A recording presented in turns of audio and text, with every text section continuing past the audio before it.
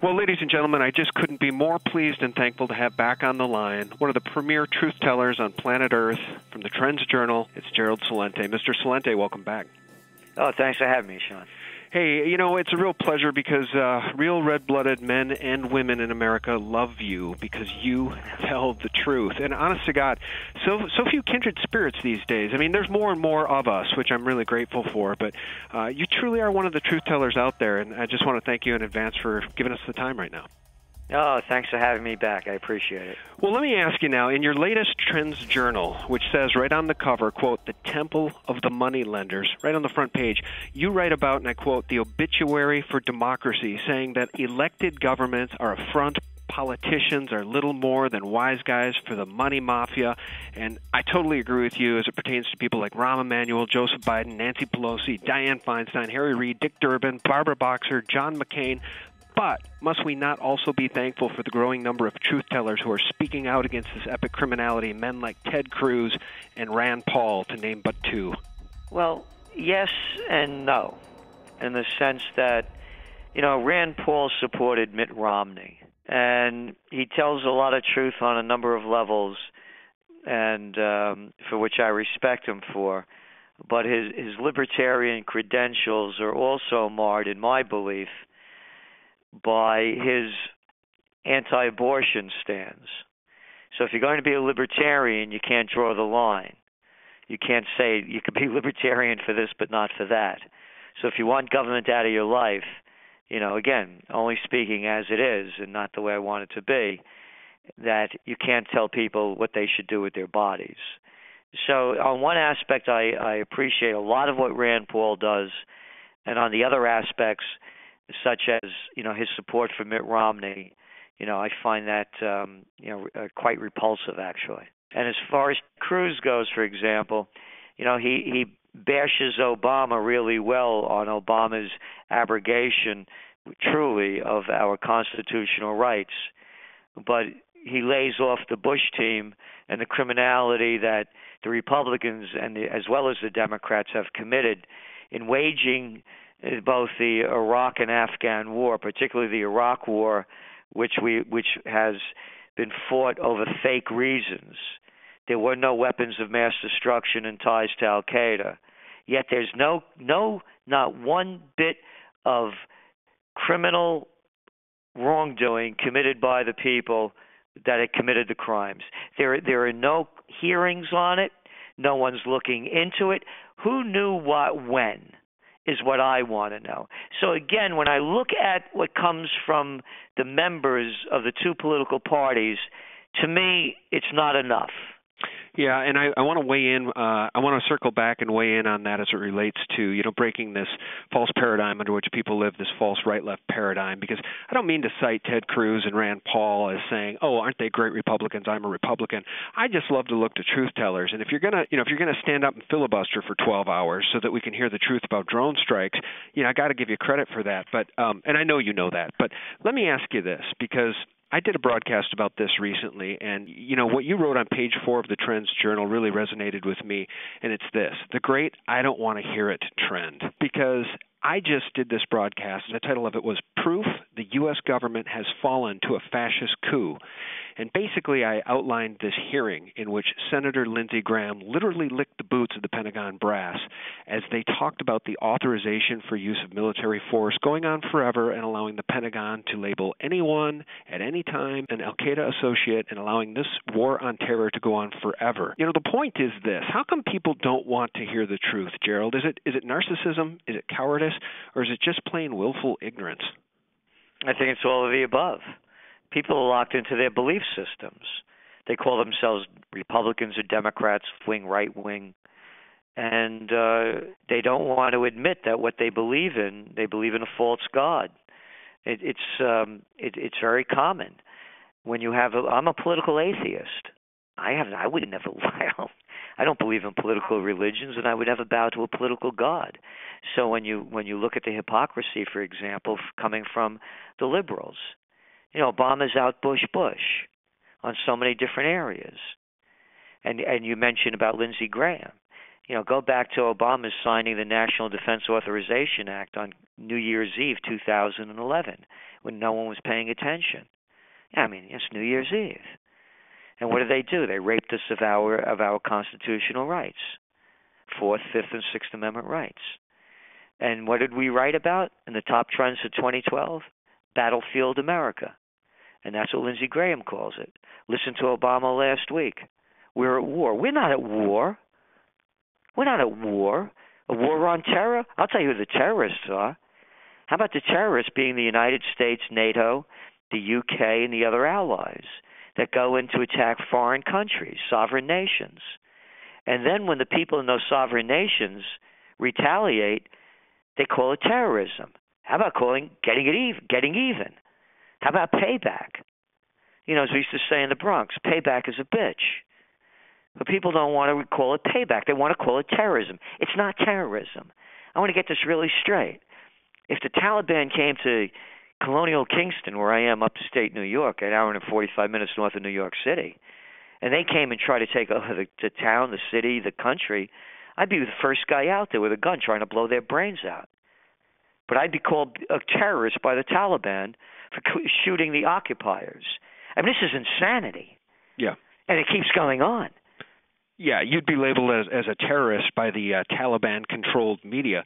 And, that's what we have in this country is really a, military-industrial complex, bankster-owned media, which is why truth tellers like you and what we're trying to do at SGT Report and what's going on over at InfoWars or Zero Hedge or any of the other great places on the Internet where there is truth that can be found is so important. Now, I want to cite an interview, speaking of InfoWars, that I just heard the other day. It's probably the brightest spot, most inspirational interview for me that I've heard in a long time, and it was with a whistleblower from the World Bank. She's the former general counsel over at the World Bank. Her name is Karen Hughes. Are you familiar with her at all, Gerald? Yes, I am, yeah. Well, here's what was so darn inspiring to me about it. She says, what we are seeing now is this incidence of whistleblowers coming out all over the place in all walks of life, even at the World Bank, and she wanted to make it real clear that not everybody at the World Bank is a bad person, right? And she cites all these whistleblowers coming out and speaking truth to power despite the attempts to silence these people. And she says we are either going back into the Middle Ages with barter as trade, or we are going to return to the rule of law and move forward. And that is what's happening, she says, because the world has woken up. Countries have woken up. Nation states are waking up. Governors of the states of this country are waking up. And I think it's this idea that once you've seen the Matrix, you can't unsee it. It's something I've been saying. You wrote on page 13, behold the money changers. The genie's out of the bottle. We can see the criminality. We know who those people are. Nobody trusts their paper system anymore, which is why she says gold is in backwardation. Is there hope? Hope and change you could believe in. How's that for a campaign slogan? Yeah. Am I just seeing what I want to see? Well, I don't use the word hope. Hope to me is it's a negative word. It's wishing for something to happen without doing anything to make it happen. Of course, you are doing something to make it happen. But what I'm talking about in the broadest sense is, yes, I believe it can change. But it's not going to change as I see it through the current systems. You mentioned, for example, about a Rand Paul and a Ted Cruz. They're in the system. They're not going to change the system. You don't put two good guys in the mafia, expect the mafia not to all of a sudden become honest. And that's what we're dealing with. We're dealing with a corrupt system. I believe we need two things. We need a movement, a true movement. And the movement to me is restore America. Go back to what worked before. What worked before? Well, the Glass-Steagall Act worked before. That's right. It prevented the bankers from robbing the country. They put it in place for a purpose back in 1933. The Robinson-Patman Act, the Sherman Antitrust Act, the Clayton Antitrust Act. Well, may I ask you about Glass-Steagall? Where do you stand on that? Because the LaRouche Group has really moved heaven and earth to try to get that re-implemented. I interview Harley Schlanger from LaRouche quite regularly, and then I always get these comments from people that say it's a waste of time. The system can't be saved. Why are you wasting your time? The system just needs to collapse, which I agree with, but at the same time, as long as we're trapped in this... I don't agree. See, to me, it's a fallacy. Again, only speaking for myself. You know the motto of the Trends Journal: think for yourself. So what I say, I don't tell people, you have to believe this because I believe it. I don't believe things have to get worse before they get better. Sometimes things get worse, and then they get worse, and then they even get worse. They don't necessarily improve. And all you have to do is look, for example, what went on in Egypt, in Tunisia, and all these other countries that had the so-called Arab Spring. They're in dramatic decline. It's not getting better. So going back to Glass-Steagall, my position is I'm looking to restore America. Right. And when I talk about restoration, elements of restoration are a renaissance. A renaissance is a rebirth.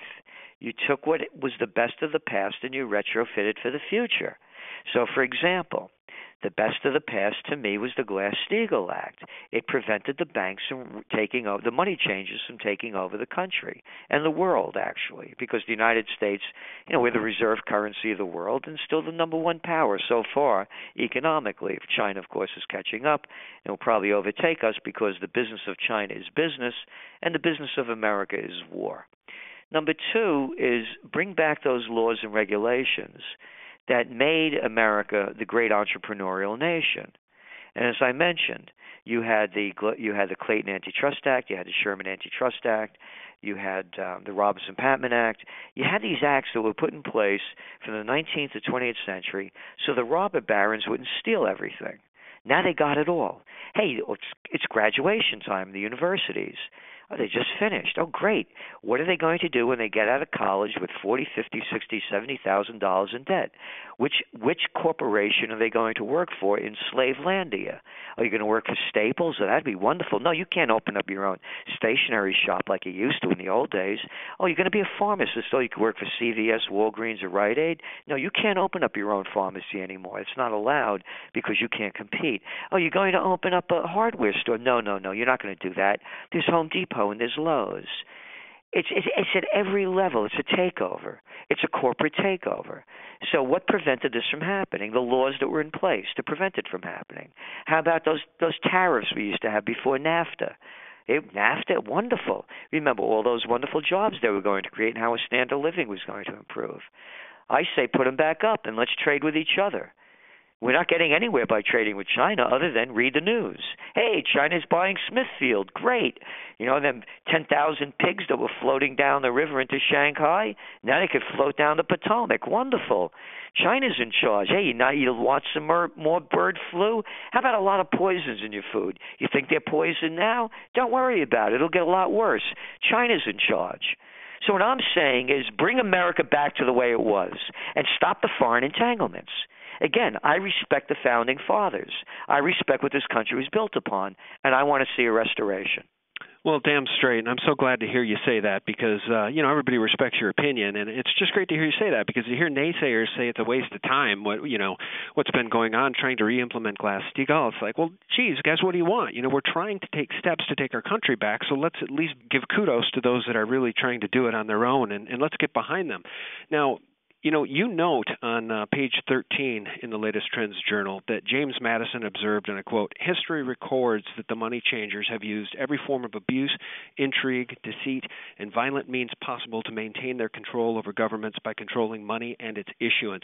But now that we all know that paper is a joke, and really countries aren't even trusting each other anymore, central banks aren't trusting each other anymore, so the genie's out of the bottle, as I said before, and nobody trusts this crummy, debt-ridden, evil paper banker system anymore. Is that the system that's behind guys like Eric Holder and Barack Obama? Is that the reason those men are in power? Is because they serve the money changers? Well, it's both. To me, there are two mafia wings. The military-industrial complex is one of them, and the other one is the money changers. So it's a combination of the two forces, as I see it. Here, let's make this really clear, Sean, for anybody that wants to debate the issue. It's estimated that the Iraq War and the Afghan War are going to cost us $6 trillion. $6 trillion. You've been to Detroit lately? How about a lovely time in East St. Louis? Look around the country. It's decaying in front of us. Look what the people look like. Look how this country's going down so fast. Look what $6 trillion would have been done to restore America. Look at our rail system. It's a joke. It's speeding into the 20th century. compared to what's going on in the world. Go on the New York subway. It's a day in Calcutta. Drive their roads with potholes everywhere. So that's on one end, the military-industrial complex, and on the other end, the money changers. And again, it's not only Eric Holder or Obama. It's Bush, it's Cheney, it's Rumsfeld, it's Obama, it's Clinton, it's Kerry, it's Pelosi, McConnell, it's Lindsey Graham, it's the whole crew. And here's what astounds me the most, is how, I mean, just think of the faces, the postures, and the posturing of those people that I've mentioned. What self-respecting person would look up to John Insane McCain, Lindsey out of his mind Graham, Barack, I'll say anything, do anything, backtrack Obama, Bill Slick Willie Clinton, John the Ketchup King Kerry, who's born on third base and thought he hit a triple, along with Romney. All these guys that have had, they've only walked on easy street. Yeah. Have you seen one senator's son or congressman's or congresswomen's child die in Afghanistan or Iraq? Have you? No. Then you hear these slime balls talk about how our brave men and women have paid the ultimate sacrifice for defending their country. Heil Hitler. Yeah, you're right. It's an endless boulevard of green lights for most of these people, and it's because they are servants. You know, they are the minions of a criminal system, and they're part of it. Yeah. They're part of it. They are it. There's no secret, Illuminati. It's being done in front of us. It's right in front of us. And people don't want to call what it is. They want to think there's somebody else behind there pulling the strings. They're pulling our chains. They're the people that's them. These are the same people you hated in high school and college that wanted to be class president and head of the student council. They followed their career path. But, the good news, I swear to God, the good news is that everybody who's paying attention, so not everybody, at least 10, 20% of us, can see this for the first time. If you go back to before 9/11, I couldn't see it, Gerald. I didn't know all of this. The Wizard of Oz, the man behind the curtain, was fully cloaked. But now he's decloaked, and the genie really is out of the bottle. I think at the end of the day, that is the good news, is that people all over this planet are waking up, and they're calling this system for what it is. Here's my fear. Hey friends, thanks so much for watching Part 1 with Gerald Celente, The Obituary for Democracy. Please click here for Part 2.